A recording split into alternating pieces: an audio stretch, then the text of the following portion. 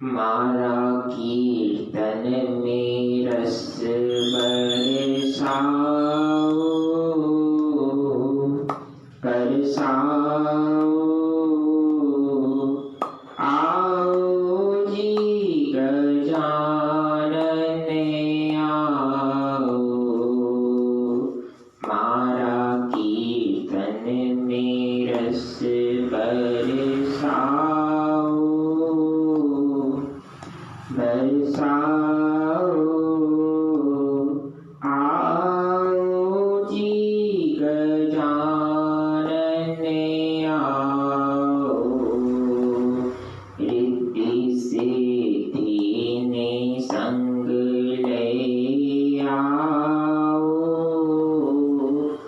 ले आओ।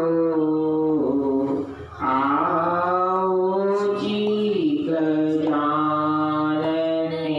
आओ, रिद्धि सिद्धि ने संग ले आओ, ले आओ। आओ जी गजानन आओ, मारा कीर्तन में रस बरसाओ, बरसाओ। आओ जी गजानन आओ, मारा कीर्तन में रस बरसाओ, बरसाओ।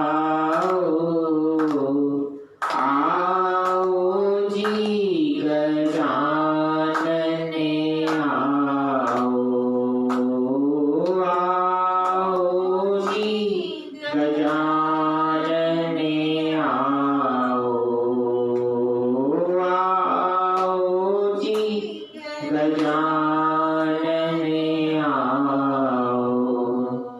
बोलिए प्रथम पूज्य गणनायक भगवान श्री गणेश की जय। उमापति महादेव की जय। भगवान श्री गणेश ऐसे देवता जिन्हें प्रायः व्यक्ति गणेशोत्सव के दौरान ही स्मरण करता है, किंतु सनातन संस्कृति के शास्त्रों का स्पष्ट आदेश है, आप कोई भी सत्कर्म कर लें, जब तक भगवान श्री गणेश को स्मरण नहीं करेंगे अन्य देवता नहीं आने वाले। हाँ, यह हमारा मानसिक भाव हो सकता है कि मैंने अपने अधिष्ठाता देव, चाहे मैं राम को बुलाऊं तो राम जी नहीं आएंगे, चाहे मैं कृष्ण को बुलाऊं वो भी नहीं आएंगे, चाहे माता रानी को आप बुलाएं वो भी नहीं आएंगी। क्यों? क्योंकि शास्त्रों का स्पष्ट मत है, नियम के अनुसार अगर चलेंगे तो ही नियति बदल सकती है। नियति यानी भाग्य। भाग्य तभी बदलेगा जब हम नीति रीति के अनुसार भगवान को स्मरण करें। देखिए, संसारी राजनेता हो, अभिनेता हो, कोई वीआईपी हो, तो उसका भी एक प्रोटोकॉल होता है। तो क्या भगवान का प्रोटोकॉल नहीं होना चाहिए? इसलिए बांके बिहारी का जब भी आप श्रृंगार देखेंगे आपको उसमें एक भव्यता दिखेगी। क्यों? क्योंकि भव्य है तो भव्य दिखेंगे। उनके श्रृंगार से लेकर उनके भोग में आपको ऐश्वर्य के दर्शन होंगे, क्योंकि वे ऐश्वर्यवान हैं तो ऐश्वर्य के ही दर्शन होंगे। जो जैसा होता है उसमें वैसे ही भावों का दर्शन होता है। तो भगवान श्री गणेश विवेकशीलता देने वाले प्रधान देवता हैं। विवेकशीलता एक ऐसा गुण जो हम साधारण जीवों के लिए बहुत महत्वपूर्ण है।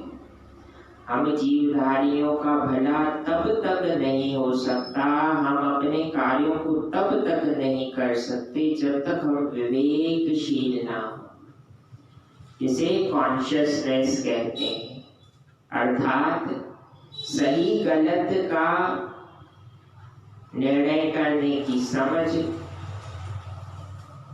सही समय की जानकारी, सही कार्य की जानकारी।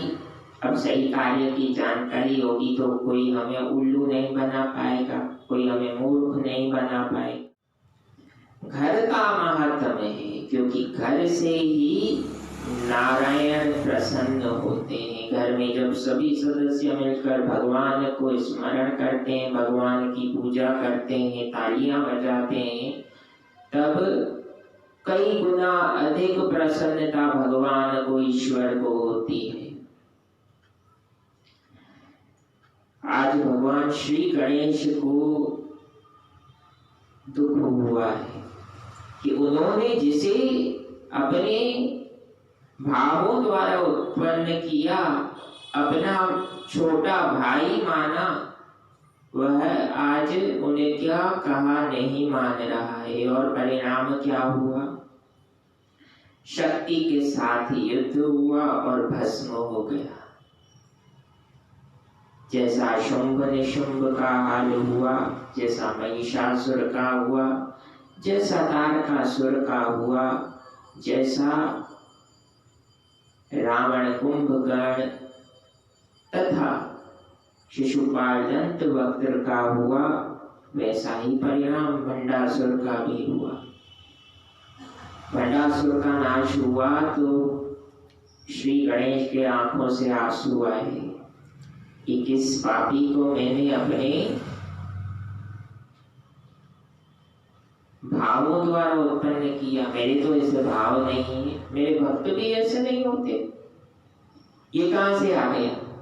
तो भगवान शिव और माता पार्वती ने श्री गणेश को, बालक गणेश को समझाया, बेटा घर के सदस्य जिन्हें ईश्वर ने हमसे मिलाया है वे वास्तव में अपने होते हैं। घर की दुनिया एक है और बाहर की दुनिया दूसरी है। उन दोनों के बीच में सामंजस्य, अंडरस्टैंडिंग बिठानी पड़ती है। घर की दुनिया झूठी नहीं हो सकती, बाहर की दुनिया सच्ची नहीं हो सकती। यही तो शास्त्र कहते हैं कि योग माया कहाँ पर आती है? योग माया घर में नहीं आती। घर में तो नारायण बैठना चाहते हैं, हम नारायण को बिठाना नहीं चाहते। क्यों? क्योंकि हमें बताया गया है कि संबंध, रिश्ते, नाते योग माया का प्रभाव है। अरे ये योग माया का प्रभाव नहीं है। अगर ये योग माया का प्रभाव होते तो मेरे प्रभु श्री राम ऐसा नहीं कहते। अयोध्या में जब वे वनवास की यात्रा पूर्ण करके आए, सरयू माता के तट पर साष्टांग प्रणाम करते हुए प्रभु श्री राम ने सबसे पहले कहा कि जननी जन्मभूमिश्च स्वर्गादपि गरीयसी। मेरी जन्मभूमि को मैं नमन करता हूँ। उनका सेवक राम पुनः उनकी सेवा में उपस्थित हुआ है। मैं अपनी माता जिन्होंने मुझे जन्म दिया है उनकी सेवा के लिए पुनः उपस्थित हुआ हूँ। आज कहते हैं नहीं नहीं सब योग माया है। कोई योग माया नहीं है। अपने मन से पूछिए, आपके मन में विराजे हुए मनमोहन आपसे कहेंगे कि वास्तव में आपका जो संसार है, ईश्वर को प्रसन्नता वही देगा। आपके घर के सदस्य, माता पिता, दादा दादी, बच्चे, ये सब नारायण के विभिन्न स्वरूप हैं।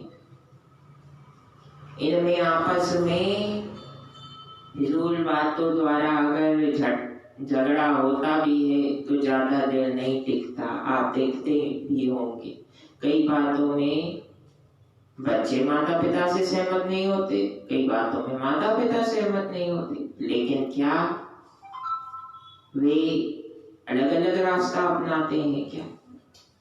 पुनः जब भोजन का समय होगा तो सब बैठेंगे, राम धुन लगाएंगे और फिर प्रसादी पाएंगे। तो योग माया कहाँ है? योग माया होती तो सब अलग अलग चले जाते ना। तो आज से श्री राम की कृपा द्वारा नियमित आपको कुछ ना कुछ व्यावहारिक जो प्रभु श्री राम ने हमें जीवन जीने की कलाएं सिखाई है, अपने व्यक्तिगत कर्तव्य और अपने व्यक्तिगत व्यवहार द्वारा उसे हम जीकर अपने जीवन को धन्य बनाने का प्रयास करेंगे। तो पहला सबसे प्रथम सूत्र आज का यही है कि आपके घर में जितने भी सदस्य हैं वे नारायण का रूप है, यह पूर्ण विश्वास रखिए, क्योंकि विश्वास ही विश्वनाथ है। तत्पश्चात घर में किसी भी विचार पर अनबन होती है तो प्रभु श्री राम कहते हैं मुखिया में इतना सामर्थ्य है कि वह हर प्रकार की अनबन को अपने अनुभव तथा विवेकशीलता के आधार पर सॉल्ट आउट कर सकता है, समाधान निकाल सकता है।